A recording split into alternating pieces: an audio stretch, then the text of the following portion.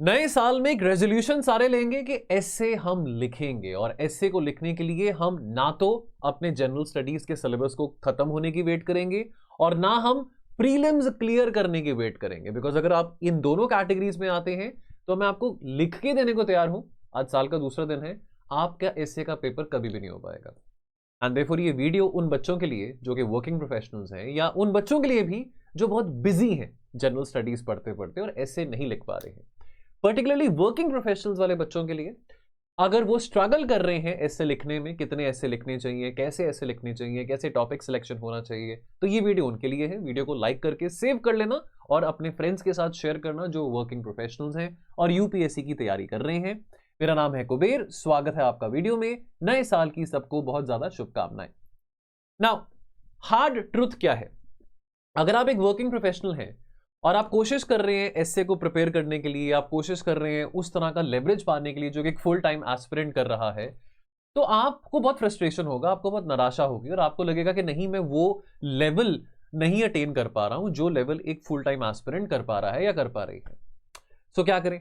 Long reading hours करें, बहुत किताबें पढ़ें, डेली लिखें, मल्टीपल टाइम्स लिखते रहें। ये करने से आपको बर्नआउट फील होगा, बिकॉज आपकी 9 to 6, 9 to 7, 10 to 6, 10 to 5 type job होगी, राइट? लिमिटेड मेंटल बैंडविड्थ है। आफ्टर ऑल आप भी शाम को जब घर वापस आएंगे अपनी पीठ सीधी करेंगे, बैठेंगे, रिलैक्स करेंगे, बिकॉज 7-8 घंटे ऑलरेडी मेंटली अपने ऑफिस में बिताया है, बैंक में हो, आईटी में हो, कहीं पे भी जॉब कर रहे हो। तो देयरफॉर आपके पास स्कैर्सिटी किस चीज की है? टाइम की है, और वही आपने अपना उसका स्ट्रेंथ बनाना है। देखो, स्कैर्सिटी आपकी टाइम है, बिकॉज आप वर्किंग प्रोफेशनल है। 5 बजे 6 बजे वापस आने के बाद 7 बजे भी वापस आ रहे हो, तो आप 11 बजे भी सो रहे हो, तो आपके पास 3 घंटे का टाइम ही है। उसमें आपने खाना भी खाना है, बहुत कुछ करना है। सो देयरफॉर अब इस लिमिटेड टाइम को हम कैसे ऑप्टिमली यूटिलाइज कर सकते हैं, वो हमारे लिए चैलेंज है। और वही चैलेंज के साथ हमने अपना पूरा साल निकालना है, अपनी प्रिपरेशन का फेस निकालना है, राइट नाउ।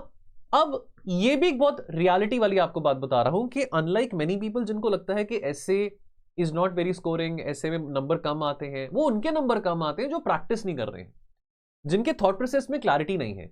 ऐसे एक्चुअल में बहुत स्कोरिंग पेपर है वर्किंग प्रोफेशनल्स के लिए, अगर आप उसको स्ट्रेटेजिकली अप्रोच करो। क्यों? बिकॉज ऐसे आपको रिवॉर्ड करता है क्लैरिटी ऑफ थॉट के लिए। ऐसे आपको रिवॉर्ड करता है अगर आप अपने ऐसे में लाइफ एक्सपीरियंसेस को मेंशन कर रहे हैं, एनेक्डोट्स को मेंशन कर रहे हैं, स्ट्रक्चर्ड थिंकिंग रिप्रेजेंट कर रहे हैं, व्हिच मींस कि आपका कंटेंट। सो ऐसे में सिर्फ आपका कंटेंट नहीं आता, ऐसे में आपका सिर्फ कंटेंट नहीं आता, expression, articulation, intent behind the content, ये सब बातें भी आती हैं। और अगर आपको लगता है कि रट्टा मार के आप कोई भी बस रोजी वर्ड्स में, वोकैबुलरी में आप इंग्लिश में कुछ लिख के आ जाओगे, उससे आपको नंबर मिल जाएंगे, नहीं मिलने वाले हैं। मैंने पर्सनली कितने सारे एसेज इवैल्यूएट करे हैं और मुझे हमेशा वो वाले एसेज जहां पे बहुत हाई फाई फिलोसफिकल जागरण डाला होता है, बहुत हाई फाई वोकैबुलरी यूज करी होती है, मुझे अक्सर वो एसेज लेस ऑन सब्सटेंस लगते हैं और ऐसे एसेज को मार्क्स नहीं मिलते हैं। तो एक माइंडसेट शिफ्ट लेके आओ। 2026 शुरू हो चुका है, माइंडसेट शिफ्ट लेके आओ। चाहे इस साल पेपर दे रहे हो, अगले साल पेपर दे रहे हो, कभी भी पेपर दोगे, माइंडसेट शिफ्ट आज से ही लेके आओ। तो पहला मिथ क्या है एस्से राइटिंग से, अगर हम बात करें एस्से राइटिंग के पर्टिनेंट, दैट पहला मिथ ये है कि I need to read a lot before starting to write essays. Absolutely no. Essay एक कंटेंट हैवी पेपर नहीं है जीएस की तरह। एस्से के लिए कोई किताब नहीं है। मुझे कोई किताब बता दो एस्से के लिए कोई किताब हो। इतने साल से मैं एस्से पढ़ा रहा हूं, कोई किताब, एक किताब तो नहीं है। एस्से एक थिंकिंग पेपर है, थिंकिंग पेपर है। और अगर आप वेट करेंगे पूरा जीएस को कंप्लीट करके फिर मैं एस्से लिखना शुरू करूं, नहीं हो पाएगा, आप कभी भी शुरू नहीं कर पाओगे। तो ये मिथ नंबर 1 है, इसको याद रखना। देन मिथ नंबर 2, मेरी लैंग्वेज बहुत कमजोर है। देखो ना, 9th-10th में मेरी इंग्लिश बहुत कमजोर थी, इंग्लिश में मेरे नंबर कम आते थे, मैं कॉन्फिडेंस के साथ बात नहीं कर पाता हूँ। मेरा ब्रेकअप हो गया था इस करके, बिकॉज लड़की कहती थी कि आपकी इंग्लिश बड़ी कमजोर है, टीचर मेरे को बहुत डांटती थी। ये सब आपका अपना वो है। लैंग्वेज का यहाँ पे इतना रोल नहीं आता। यूपीएससी आपको वोकैबुलरी के मार्क नहीं दे रहा है। अगर आपको लगता है कि शशि थरूर की तरह आपने बहुत हाई फाई इंग्लिश लिखनी है तो ही नंबर आएंगे, गलत सोच रहे हो। आपको यूपीएससी मार्क्स देगा लॉजिकल फ्लो के लिए, ट्रांजिशन के लिए, बैलेंस्ड आर्ग्यूमेंट्स के लिए, रेलेवेंट एग्जांपल्स के लिए। आपको यूपीएससी रिवॉर्ड करेगा अगर आपका कंटेंट रेजोनेट कर रहा है ऐसे के टॉपिक के साथ, क्लियर कट कंक्लूजन्स आप दे रहे हैं, कोहेरेंस है। तो simple English with clear cut thinking, ये हमेशा आपको लेवरेज देगा, आपको एज देगा। फ्लावरी लैंग्वेज हमेशा कंफ्यूजन क्रिएट करेगा। मिथ नंबर 3, अरे एसे का क्या है, एसे की प्रैक्टिस तो मैं एंड में भी कर सकता हूं। सबसे बड़ी गलती है। आगे आपकी मर्जी है, आप अपनी मर्जी के मालिक हैं। एसे लास्ट महीने का पेपर नहीं होता। अब लास्ट महीना कौन सा हुआ यहां पे? आप प्रीलिम्स का पेपर दोगे, प्रीलिम्स के बाद आपके पास कितना टाइम है? आप वो स्पेकुलेशन, कट ऑफ कितनी जाएगी, ये सब कितना होगा, 15 दिन उसमें निकाल दो, बच्चे 70-75 डेज। तो क्या 70-75 डेज में आप एसए की तैयारी करोगे और आपको लगेगा कि मैं 130-140 मार्क्स लेके आ पाऊंगा? नहीं होगा। ये एक लॉन्ग टर्म थिंकिंग स्किल है एंड देयरफॉर वर्किंग प्रोफेशनल्स के लिए अर्ली अलाइन करना इस पेपर के साथ, इस पेपर की स्ट्रैटेजी के साथ बहुत जरूरी है। लास्ट मिनट में हफड़ा दफड़ी में नहीं कर पाओगे। सो एसे प्रिपरेशन एक्स्ट्रा काम नहीं है। एसे प्रिपरेशन आपके जीएस के आंसर्स को इंप्रूव करता है। एसे प्रिपरेशन के साथ आप एथिक्स की केस स्टडीज को भी बहुत अच्छे तरीके से आर्टिकुलेट कर सकते हैं। एंड ऑफ कोर्स एसे में अगर आप अच्छी तरह से लिख रहे हैं, मेरा ये मानना है जिसका लिखने का एक्सप्रेशन, आर्टिकुलेशन का एक्सप्रेशन बहुत अच्छा है, वो इंटरव्यू के दौरान भी बहुत अच्छा आर्टिकुलेशन कर सकता है, कर सकती है। कितने एसेज आपको लिखने चाहिए अगर आप एक वर्किंग प्रोफेशनल हैं? मैं एक बहुत ब्लंटली बात बोलूं, you don't need to write 40, 50, 60, 70 essays. ये बहुत अनरियलिस्टिक बात है। आइडियल टारगेट क्या है कि आपने एक ऐसे लिखना है आफ्टर एवरी 15 डेज। अभी भी मुझे पता है कि जनवरी चल रहा है और आप अभी by the end of this month full fledged prelims के प्रिपरेशन मोड में आ जाओगे, लेकिन अगेन 15 दिन में एक ऐसे लिखना, अगर आप ये एटलीस्ट एंड ऑफ फरवरी तक भी कर रहे हो तो एटलीस्ट आप 4 एसेस तो अभी भी लिख पाओगे ना। अगर आपने कुछ भी नहीं लिखा था प्रीलिम से पहले, बेटा कुछ तो लिख लो, कुछ तो लिख लो, कुछ तो एटलीस्ट आपको लेवरेज मिले। बट अगर आपने let's say in the last 4-5 months और इन द लास्ट 6 मंथ्स आपने 20 to 25 एसेज लिखे हैं, तो आप फीडबैक में भी काम कर रहे हो, आपको इवैल्यूएशन हो रहा है, आपको फीडबैक मिल रहा है, तो उसके साथ भी आप अपने एसे के स्कोर को एटलीस्ट 120-130 तक की रेंज में लेके आ पाओगे। मैंने खुद देखा है, मैं कितने बच्चों के एसेज इवैल्यूएट करता हूं, हमारे ईयर लॉन्ग इवैल्यूएशन प्रोग्राम चलते हैं और बच्चे इंप्रूव करते हैं, मार्क्स लेके आते हैं। 2 बच्चे हैं मेरे, मतलब जो मेरे एसे के कोर्स में थे, उनका भी इंटरव्यू कॉल भी आया है एंड पता होता है टीचर को कि किसका इंटरव्यू कॉल आएगा, किसका नहीं आएगा, और उनके एसए के स्कोर के कारण उनका जीएस का स्कोर, उनके ऑप्शनल का स्कोर भी बहुत ज्यादा बड़ा है। देन टाइम रिक्वायर्ड फॉर 1 एसे। चलो आइडली तो पेपर देने जाओगे तो आपको 1.5 आवर लगाना पड़ता है ना, 1.5 आवर का आपको एसे का, एक आप ऐसे लिखते हो 1.5 आवर में, आपको 2 एसे 3 घंटे में लिखने होते हैं। लेकिन अभी प्रैक्टिस कर रहे हो तो कोई बात नहीं, आप ले लो 2 घंटे ले लो, 2.5 घंटे ले लो, कोई दिक्कत वाली बात नहीं है। Take more time if you want to. अब आइडली मैं सजेस्ट करता हूं कि ब्रेनस्टॉर्मिंग को 15 मिनट देने हैं, 15 मिनट्स आपके ब्रेनस्टॉर्मिंग को होते हैं और 75 मिनट्स आपके एसे लिखने के लिए होते हैं। यानी कि 1.5 आवर में से, यानी कि 90 मिनट्स के टाइम पीरियड को आप कैसे वहां पे डिवाइड करेंगे? 15 मिनट का आप एक स्ट्रक्चर बनाएंगे, रफ वर्क करेंगे, ब्रेनस्टॉर्म करेंगे, देन आप वो रफ आइडियाज के रफ पॉइंटर्स को आर्टिकुलेट करेंगे एसे के फॉर्म में इन 75 मिनट्स। नाउ अभी जब आप पेपर नहीं दे रहे हैं, आप एक मोमेंटम बनाने की कोशिश कर रहे हैं, तो आप ले लो टाइम, 2 घंटे का, 2.5 घंटे का टाइम ले लो, ब्रेनस्टॉर्मिंग करो टॉपिक देके हाफ एन आवर का, देन लिखो बैठ के 90 मिनट्स में, देन उसको रिव्यू करो, ले लो 2 घंटे, कोई दिक्कत वाली बात नहीं है। अभी ले लो 2 घंटे 2.5 घंटे, वहां पे जाके ऐसा ना हो कि आप 3 घंटे में एक भी ऐसे ना लिख पाओ। अब वीकेंड में आपके पास टाइम है, सैटरडे संडे ऑफ है, तो आपने वीकेंड में कोई दिन उठाया, आपने लेट्स से कि लाइक बाई वीकली आपने सैटरडे को, अब लेट्स से कि आप 2027 के एस्पिरेंट हो, तो अभी आपके पास बहुत टाइम पड़ा हुआ है, तो on like once in 2 weeks आपने कोई सैटरडे या संडे उठाया, आपने वहां पे कैसे का टॉपिक लिया, लिखना शुरू किया, आपने बाद में इवैल्यूएट करवाया। आप हमसे इवैल्यूएट करवा सकते हैं, हमारे भी इवैल्यूएशन कोर्सेज चलते रहते हैं ये लोग।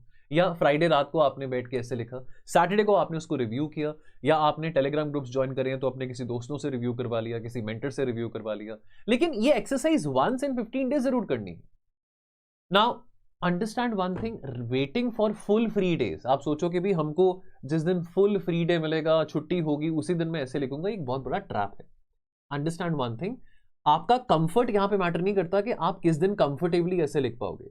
अगर ये सोच रहे हो कि यार कि मैं मॉक टेस्ट उस दिन दूंगा जिस दिन 26 जनवरी होगा, 15 अगस्त होगा, 1 जनवरी होगा, दिवाली दशहरा होगा, ये एक बहुत बड़ा ट्रैप है, ऐसा नहीं हो पाएगा।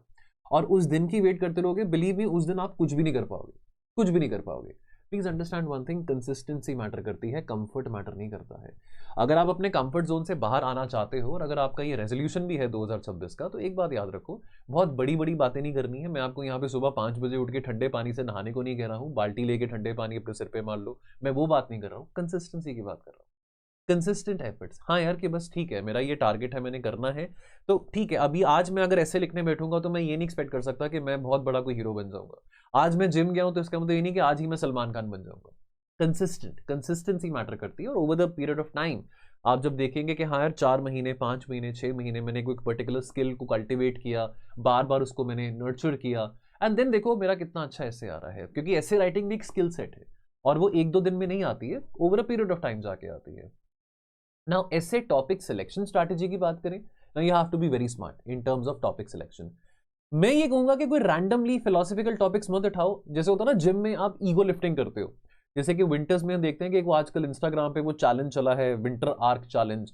लोग ईगो लिफ्टिंग करते हैं, अपना जितना वेट उठाने की क्षमता है उससे भी ज्यादा उठाते हैं, जस्ट टू शो कि भाई देखो हम ज्यादा वेट उठा पा रहे हैं। और उसके चलते क्या होता है कि आपको बैक में पेन आ रहा है, कहीं नेक में पेन आ रहा है, शोल्डर में पेन आ रहा है। तो क्यों अपने आप को इतना मुश्किल में डाल रहे हो? क्या मैटर करता है? मैटर ये करता है कि आप जिम जा रहे हो, कंसिस्टेंटली अपना एक्सरसाइज कर रहे हो, डिसेंट शेप में हो, ये मैटर करता है। ऐसे राइटिंग में क्यों किसको इंप्रेस करने की कोशिश कर रहे हो कि आप एक बहुत मुश्किल टॉपिक उठा रहे हो जिसका आपको सिर पैर नहीं पता। एक ऐसा टॉपिक उठाओ जिसकी जो थीम है वो जनरल स्टडीज के साथ रेजोनेट करती है, और ऐसा मौका आपको यूपीएससी देता है ऐसे के टॉपिक्स में। चूज ऐसे टॉपिक्स जो कि ओवरलैप करते हैं जीएस या एथिक्स की थीम्स के साथ। अब ये थीम्स है power responsibility, justice, law and ethics, democracy and participation, technology and society, development and equality etcetera. ना ये क्यों काम करता है? ये सेम एग्जाम्पल काम करते हैं जीएस आंसर्स के साथ।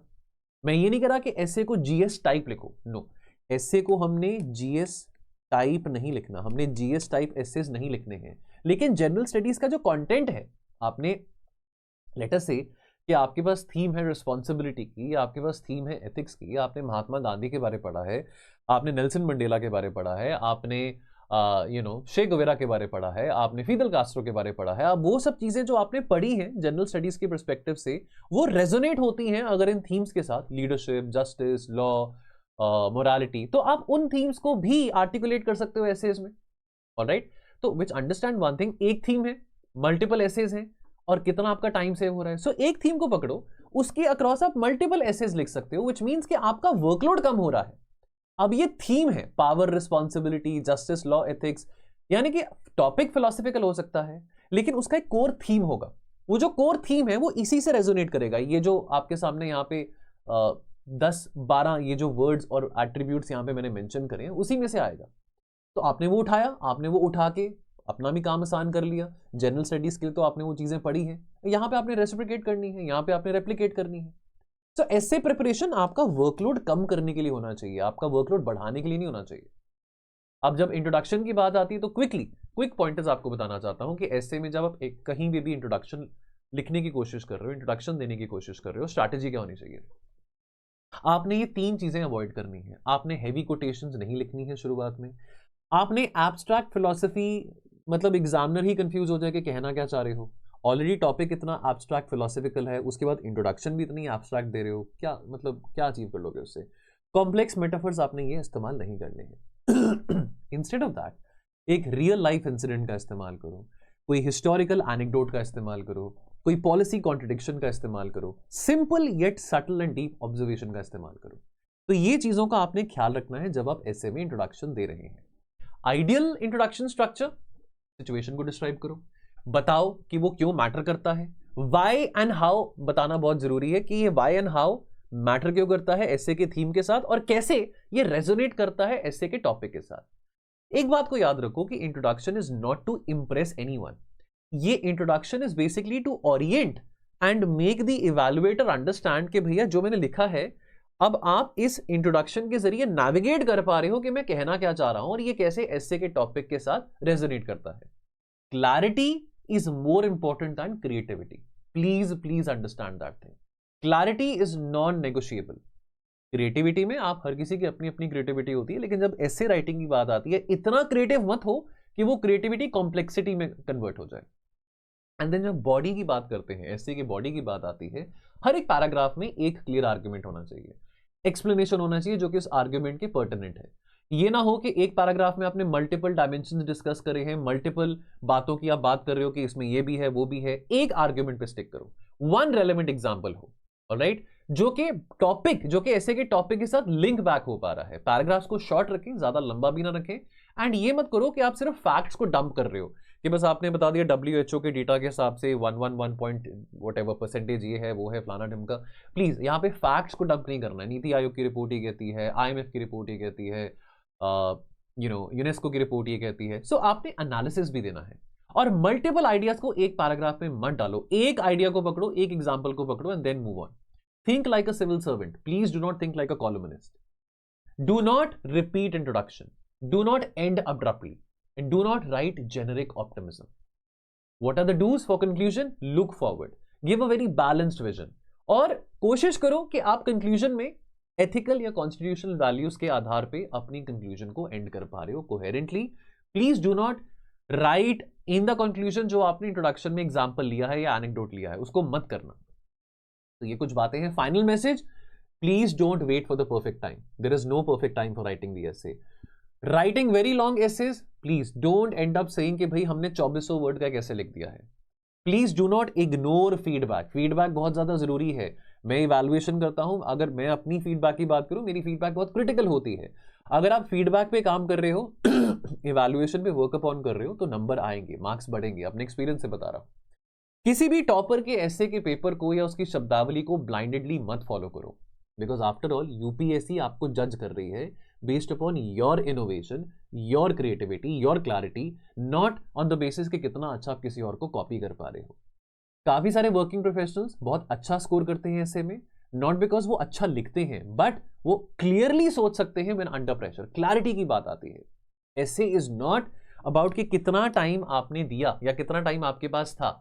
ऐसे इज अबाउट कि आपने कितना जुडिशियसली और अच्छे तरीके से ऑप्टिमली टाइम को यूटिलाइज किया। अगर आप अपने ऐसे प्रिपरेशन को शुरुआत में ही अलाइन कर पाएंगे तो ऐसे आपका बहुत बड़ा स्ट्रेंथ बन पाएगा, नहीं तो आपका ऐसे सबसे बड़ा डर रहेगा। ये बात याद रखना। 2026 शुरू हुआ है और बाकी टोल फ्री नंबर पे कॉल करके आप हमारे ऐसे के जो ईयर लॉन्ग प्रोग्राम्स हैं उसके साथ भी जुड़ सकते हैं। चलिए, मुझे आपका इंतजार रहेगा। मिलते हैं बहुत जल्द। Thank you so much.